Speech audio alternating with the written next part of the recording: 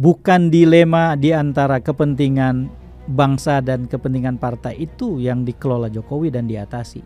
Jokowi menjadikannya menjadi trilema, bangsa, partai, keluarga. Di ujung kekuasaannya, orang diberitahu dengan amat sangat tegas dan terang benderang bahwa dia ternyata lebih bersetia kepada keluarga. Nepotisme adalah legacy Jokowi yang amat sangat terang benderang. Dan nepotisme berkaitan dengan loyalitas seorang pejabat publik kepada keluarganya. Sehingga keistimewaan diberikan kepada keluarganya dan bukan kepada pihak yang lain yang lebih luas cakupannya. Itulah tragedi Jokowi.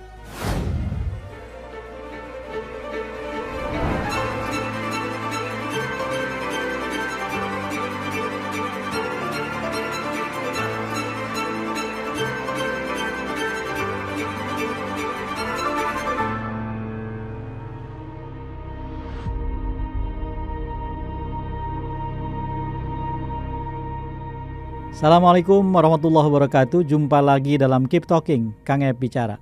Mari kita bicarakan sesuatu yang amat sangat penting, bukan hanya untuk pribadi orang yang kita bicarakan, tapi untuk demokrasi Indonesia dan untuk Indonesia. Seperti apakah selayaknya seorang presiden bersikap setelah tidak lagi menjadi presiden?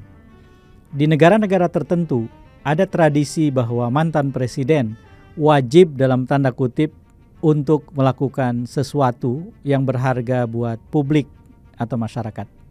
Mendiang Presiden Jimmy Carter yang belum lama wafat dalam usia 100 tahun adalah contoh presiden yang di Amerika dituntut oleh kewajiban itu. Dan ia kemudian membuat Carter Center yang membantu banyak sekali hal termasuk demokrasi Indonesia. Pemilu pertama di masa reformasi tahun 99 ditandai oleh satu peristiwa di mana Carter Center terlibat dalam pemantauan, bahkan membangun semacam kantor di sini pada waktu itu dan melakukan monitoring dan pelaporan terhadap jalannya pemilu. Penilaian positif dari Carter Center pada waktu itu membuahkan hasil berupa pintu-pintu yang terbuka bagi masuknya berbagai bantuan atau advokasi demokratisasi dari berbagai negara untuk kita di Indonesia. Beberapa presiden di Amerika juga melakukan hal yang serupa ya. Termasuk tentu saja John F. Kennedy misalnya mewariskan satu kebiasaan, yaitu seorang presiden setelah tidak lagi menjabat bisa dibuatkan untuknya semacam museum yang di dalamnya orang bukan hanya belajar tentang yang bersangkutan tapi sejarah bangsanya. Museum yang fungsinya diperluas menjadi tempat di mana orang berkenalan dengan artefak-artefak sejarah bangsanya dan kemudian mengambil banyak pelajaran.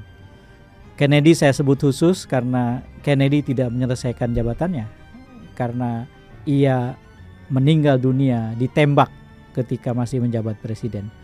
Tetapi sekalipun ia sudah tidak ada lagi, kemudian gagasan untuk mendirikan John F. Kennedy Museum itu adalah gagasan yang dicontoh oleh banyak tokoh selain dia. Intinya adalah seorang presiden ketika sudah tidak lagi menjadi presiden, maka sebetulnya ia menjadi lebih leluasa untuk bekerja bagi kepentingan yang semakin luas. Ada kata-kata bijak dalam politik dan kepemimpinan yang mengatakan bahwa sekali kita menjadi pemimpin, maka kesetiaan atas semua orang yang kita pimpin dimulai dan kesetiaan sempit kepada kelompok yang mengantar kita ke kursi kepemimpinan harus berakhir. Dalam bahasa yang berbeda, seseorang yang jadi presiden sekalipun punya partai, maka ketika jadi presiden kesetiaannya kepada partai berakhir dan kesetiaannya kepada bangsa dan seluruh rakyat tanpa kecuali sudah dimulai. Tetapi tidak semua presiden berhasil menjalankan misi atau visi itu. Dan bagi mereka yang belum berhasil sepenuhnya mengabdi kepada kepentingan banyak orang, maka pensiun atau selesai tugasnya sebagai presiden itu bisa membuat yang bersangkutan bisa menunaikan apa yang belum ia tunaikan, semacam membayar hutang. Maka selepas menjadi presiden, ia kemudian mengelola berbagai aktivitas, berbagai program yang melayani kepentingan sebanyak mungkin orang tanpa ada kesetiaan yang sempit kepada kelompoknya, apalagi kepada kelompoknya yang sangat sempit, yaitu keluarganya sendiri.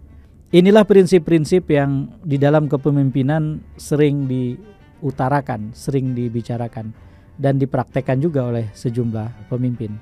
Presiden Soeharto pernah membuat ujaran yang kemudian dikutip di mana-mana pada waktu itu, yang ia istilahkan sebagai lengser ke Prabon Madeg Pandito Ratu.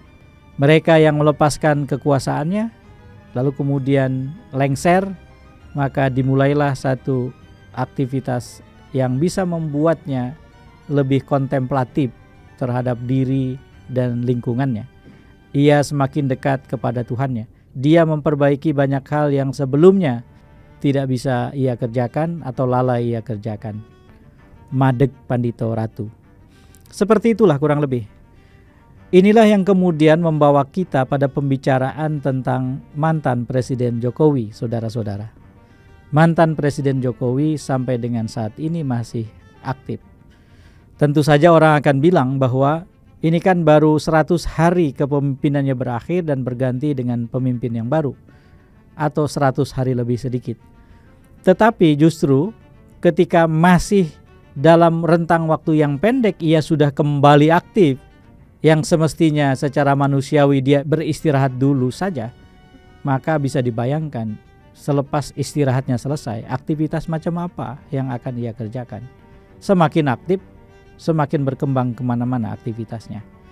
Kenapa saya bicara ini? Saya bicara berbasis satu kecemasan. Kecemasan saya adalah kecemasan yang berdasar.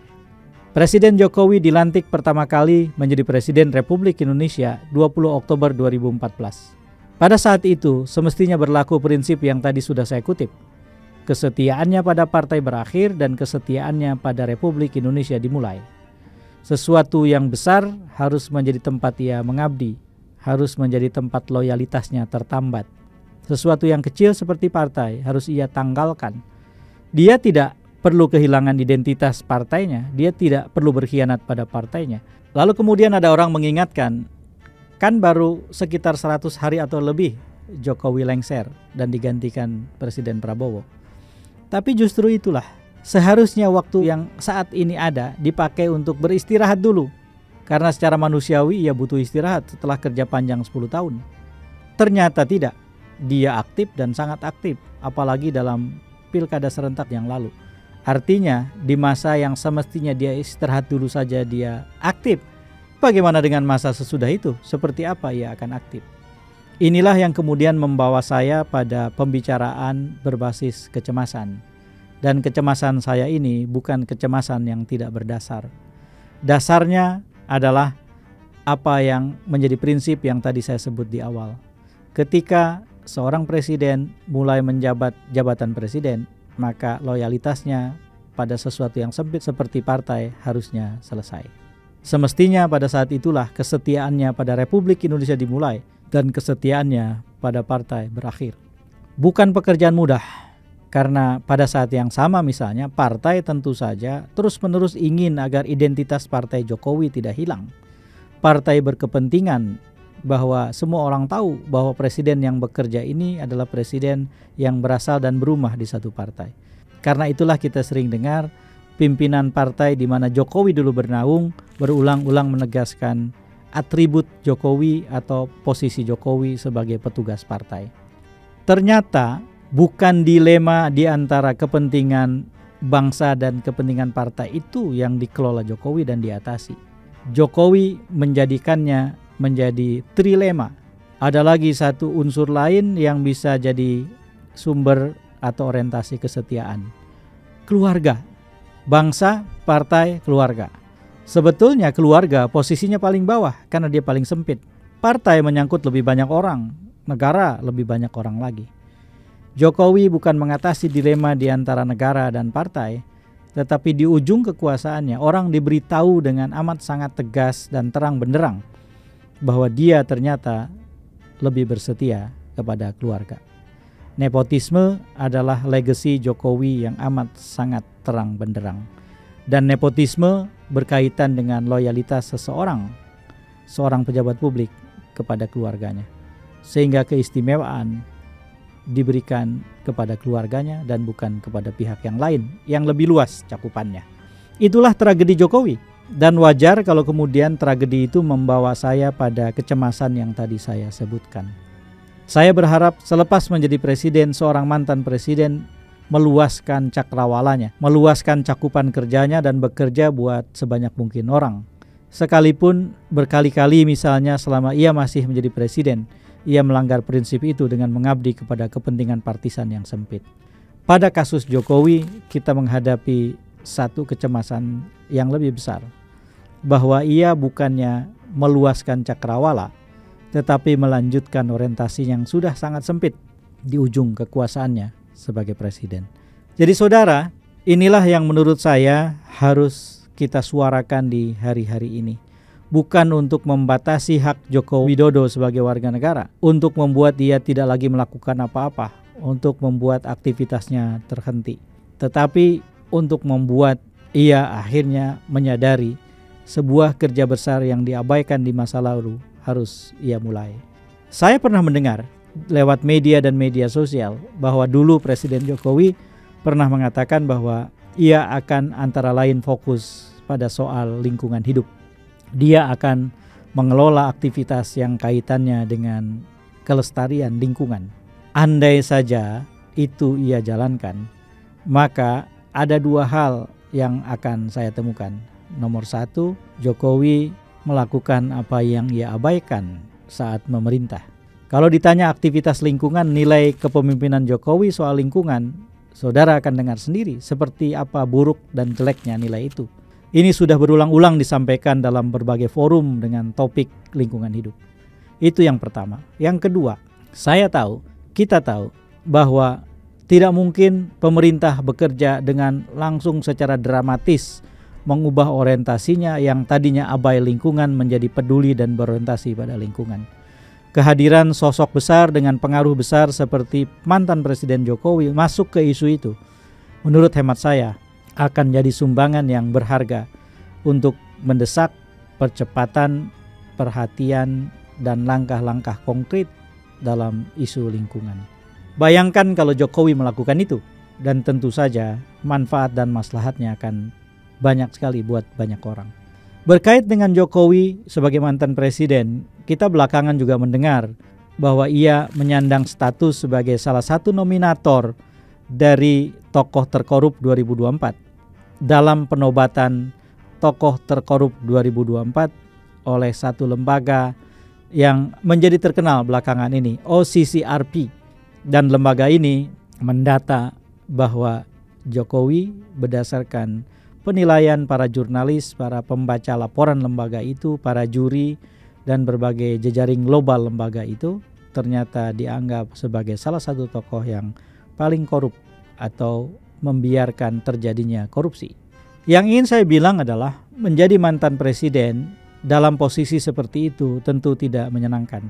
Tetapi alangkah indahnya jika yang kita saksikan adalah Jokowi mengubah positioningnya atau mereposisi dirinya. Dan selepas menjadi presiden, ia menjadi orang yang peduli pada isu-isu korupsi, pemerintahan yang bersih, dan pemberantasan korupsi. Bayangkan kalau kemudian itu ia lakukan, maka laporan yang keluar di tahun 2025 dari OCCRP akan tenggelam tanpa bekas yang terlalu mengganggu ketika 4 atau 5 tahun yang akan datang orang melihat konsistensi Jokowi dalam isu pemberantasan korupsi di Indonesia. Jika ini kemudian yang menjadi fokus atau minat utama kegiatan Jokowi, kelestarian lingkungan hidup dan pemberantasan korupsi, maka selepas menjadi presiden, Jokowi menjalankan apa yang dikatakan oleh Presiden Soeharto sebagai lengser ke Prabon Madeg Pandito Ratu. Saya warga negara Indonesia tidak pernah berharap pada pemimpin dan mantan pemimpin. Saya selalu berharap bahwa sebagaimana setiap orang dan saya, setiap orang bisa didesak untuk berubah lebih baik. Saya nyatakan ini karena saya ingin agar pemimpin dan mantan pemimpin di Indonesia menjadi orang-orang yang terhormat dan layak dihormati oleh semua warga negara, termasuk saya sendiri. Saya Saifullah Fatah, wallahul muwaffiq ila aqwamit thoriq. Assalamualaikum warahmatullahi wabarakatuh.